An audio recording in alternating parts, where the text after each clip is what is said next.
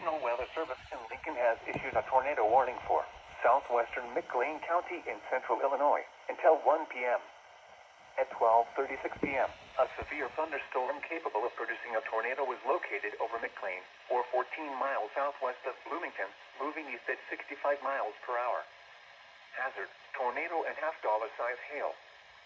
Source, radar indicated rotation. Impact, flying debris will be dangerous to those caught without shelter. Mobile homes will be damaged or destroyed. Damage to roofs, windows, and vehicles will occur. Tree damage is likely.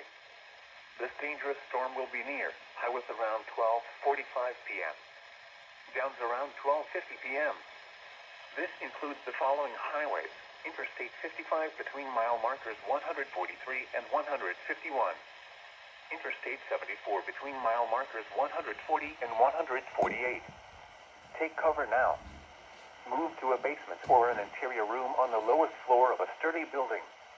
Avoid windows. If you are outdoors, in a mobile home, or in a vehicle, move to the closest substantial shelter and protect yourself from flying debris.